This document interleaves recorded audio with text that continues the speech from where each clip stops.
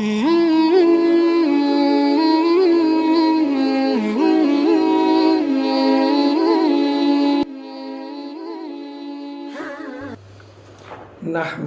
ونصلي على رسوله الكريم أما بعد فأعوذ بالله من الشيطان الرجيم بسم الله الرحمن الرحيم أولئك الذين امتحن الله قلوبهم للتقوى لهم مغفرة وأجر عظيم صدق اللہ العظیم۔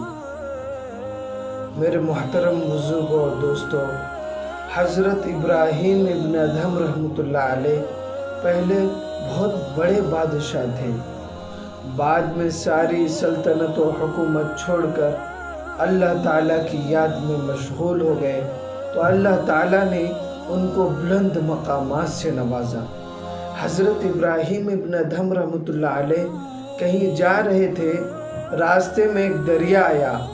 آپ اس کے کنارے بیٹھ کر اپنی کٹری سینے لگے۔ اسی دوران ایک شخص آیا جو پہلے آپ کا وزیر تھا، اب وہ بادشاہ بن گیا تھا۔ وہ آپ کے پاس کھڑے ہو کر کہنے لگا، ابراہیم، جب آپ بادشاہ تھے تو آپ کو وہاں کتنا آرام و سکون ملتا تھا، تمام عیش کے سامان مہیا تھے، اور اب گٹری بھی اپنی ہاتھ سے سینی پڑ رہی ہے۔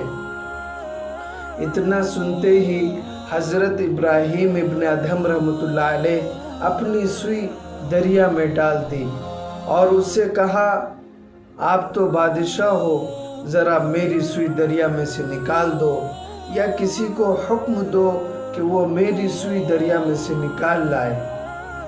اس پر اس بادشاہ نے جواب دیا، میری حکومت انسانوں پر ہے، دریا اور اس کی مچھلی اور اس کے جانوروں پر نہیں ہے، اس لیے میں اسے کیسے نکلوا سکتا ہوں۔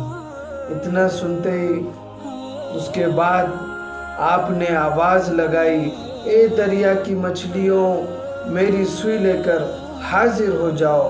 اس پر بے شمار مچھلیاں اپنے منہ میں سونے کی سوئی لے کر حاضر ہوئی تو آپ نے فرمایا، مجھے سونے کی سوئی نہیں چاہیے، بلکہ میری لوہے کی سوئی لا کر دو۔